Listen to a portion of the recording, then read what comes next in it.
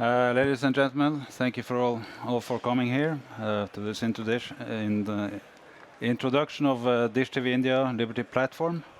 The reason why we think this is interesting for many people is that this platform is the first mega DTH operator to go cardless. So far, everything has been around smart cards being used as a security concept for pay TV, DTH. Now it's cardless that is coming along. So we will have a presentation of in 4 parts. I will do some background on pay TV security. Mr. Jawar Goel, chairman of Dish TV India, will speak about his operation. Kate Rogers of Cryptography Research will speak about security cores. And Steve Christian will talk about how to combine secure software with secure hardware. He's from Verimatrix. So my background, I worked with conditional access since 1988. And I was first smart card religious. I thought smart cards were the only way to do conditional access. Lately, I've been more into cardless, so now I'm a cardless follower. And I will give you a little background for why. So we started with smart cards back in 1989. This was in analog pay TV. They have been good for around 15 years until 2005, when we started to have serious attacks on the smart card concept.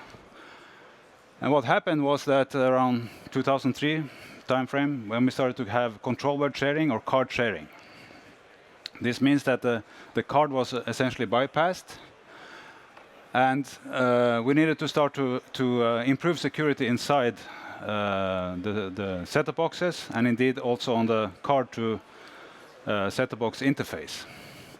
So that has been going on actually since, that was wrong. That has been going on now since the last 10 years, 10, 12, 13 years. We have been trying now to secure the set-top box.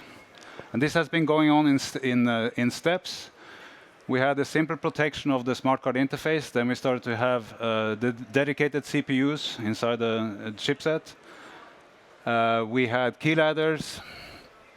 We have now, since a few years, we had so-called chipset with side channel attack protection. This is now also required by studios and so on. And now what we are going to talk about today is hardware security cores. Along the way, along this evolution, we have also had then serious attacks. So the attacks has not gone away. They are not all. The fact that we had some attacks in the past does not prevent us from having attacks in the future. So it's always about being ahead of the attackers. So what has changed is actually that when we started with the smart cards, there were no internet. And what we did was to try to get the pirate to attack a cheaper replaceable device instead of going for the box. And that worked, as I said, for the first 15 years. However, when the internet came around, as in particular, they started to distribute keys that they got from the interface between the card and the decoder, and went further into the box. And when the pirates or the hackers are going for the box, the card is in fact obsolete because it cannot protect inside the box. So this means that we have to focus all our efforts into set-top box security, chipset security. So the only good news in this is that now you can save some money as an operator because you don't have to issue smart card, buy smart card, issue smart card, and have the operational aspects of smart cards. So the next step now, this is what is quite new, is the hardware security cores. And the hardware security core is specific logic that is included into the set-top box chipset that helps the conditional access system to be more secure and to do its job.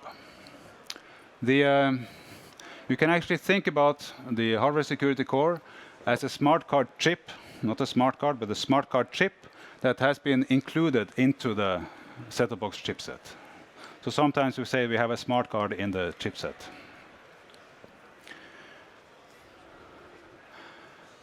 So this little intro, I will end this with. This is what has happened over the, let's say, 25 years that we have had pay TV. We started back there in around 1990 with the card having the strongest security, and we had no security mechanisms in the box. Then this has changed. So today we have a situation where the smart card will not give, as an operator, any security effect because it's bypassed.